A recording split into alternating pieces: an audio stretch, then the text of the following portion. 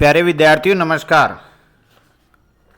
आज हम भारत के संवैधानिक विकास के क्रम में भारत शासन अधिनियम 1919 का अध्ययन करेंगे। इसके बारे में जानेंगे कि किस प्रकार इसने भारतीय संविधान के विकास में या भारत में संवैधानिक व्यवस्था के विकास में अपना योगदान दिया। क्रमिक रूप से भारत शासन अधिनियम 1919 में बनाया गया, जो 1921 में लागू हुआ। इससे पहले मॉन्टेग्यू घोषणा में कहा गया था कि एक ऐसा कानून बनाया जाएगा जिसके द्वारा संवैधानिक व्यवस्था में भारतीयों को अधिक भूमिका प्रदान की जाएगी। इसी बात को ध्यान में रखते हुए ये कानून बनाया गया। इस कानून को मॉन्टेग चेम्सफोर्ड सुधार भी कहा जाता है। लॉर्ड मॉन्टेग उस समय भारत सचिव थे, जबकि चेम्सफोर्ड गवर्नर जनरल थे। इस अधिनियम की विशेषताएं इस प्रकार है। पहली इसकी विशेषता है कि इसने केंद्रीय तथा प्रांतीय विषयों को अलग अलग किया गया। केंद्रीय तथा प्रांतीय विधान परिषदों को अपनी अपनी सूचियों पर कानून बनाने का अधिकार दिया गया, लेकिन अभी सरकार संघात्मक नहीं होकर के एकात्मक स्वरूप की सरकार थी। सूचियां दो थी, संघीय सूची और राज्य सूची। दोनों सूचियों पर संघ सरकार अर्थात केंद्र सरकार तथा राज्य सरकार कानून बना सकती थी, लेकिन राज्य सरकार का कानून प्रभावी नहीं था, वो केंद्र सरकार के अधीन था, इसलिए अभी भी स्वरूप एकात्मक ही था।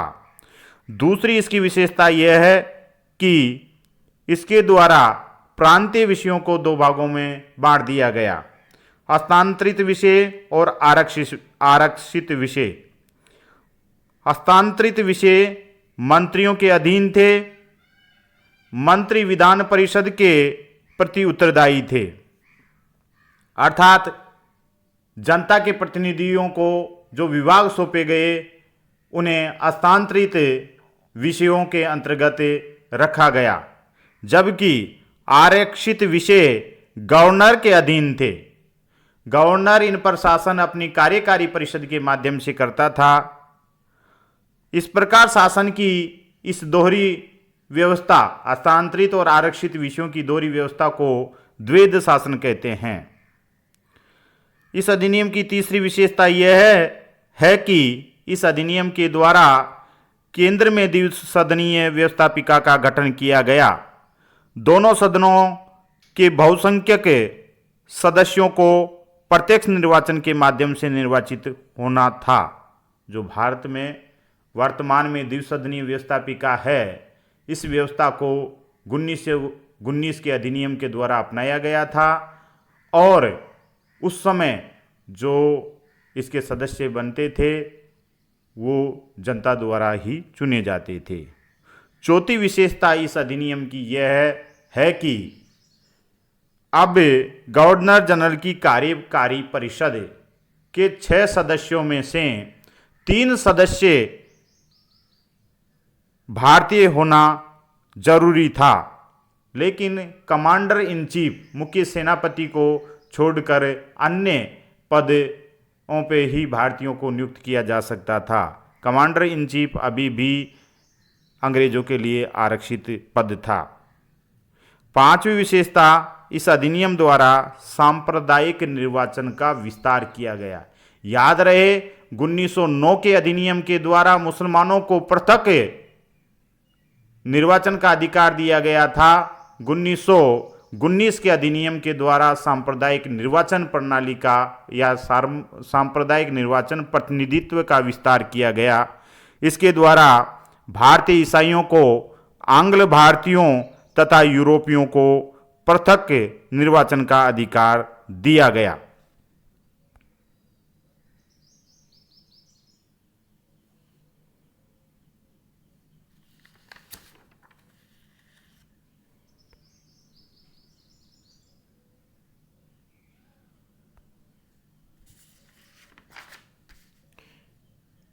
इस अधिनियम के द्वारा सीमित मताधिकार दिया गया। जो व्यक्ति संपत्ति रखते थे, कर अदायगी करते थे या उच्च शिक्षा प्राप्त थे, उन्हें मत देने का अधिकार दिया गया। इस प्रकार भारत में मताधिकार नागरिकों को प्रदान किया गया। सातवीं इस अधिनियम की विशेषता यह है कि इस कानून ने लंदन में भारत के उच्चायुक्त के कार्यालय का सृजन किया और इसका कार्य भारत सचिव के कुछ कार्यों में उसे सहायता देना था। आठवीं इसकी विशेषता यह है कि इसके द्वारा केंद्रीय लोक सेवा आयोग का गठन किया गया। अतः 1926 में सिविल सेवकों की भर्ती के लिए केंद्रीय लोक सेवा आयोग का सृजन किया गया। जो वर्तमान में यूपीएससी है, वो यूपीएससी आपको कोई पूछे कि संघ लोक सेवा आयोग की शुरुआत कब हुई, इसकी स्थापना कब हुई, तो ये 1926 आपका उत्तर होगा। नवीं विशेषता इसके अधिनियम की यह है कि इसके द्वारा राज्यों का बजट केंद्र से अलग कर दिया गया और राज्य विधानसभाओं को अपना बजट स्वयं बनाने के लिए अधिकृत किया गया। 10वीं विशेषता इसकी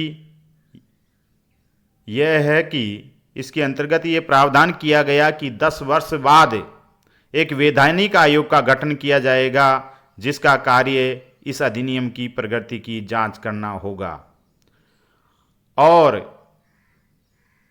आगे जो 1919 के अधिनियम में वैधानिक आयोग का प्रावधान था, उसको पूरा करने के लिए ब्रिटिश सरकार ने नवंबर 1927 में, यानी अपने निर्धारित समय से 2 वर्ष पूर्व, भारत की संवैधानिक प्रगति की जांच हेतु सर जॉन साइमन की अध्यक्षता में 7 सदस्यीय आयोग का गठन किया गया। इसे साइमन आयोग के नाम से जाना जाता है।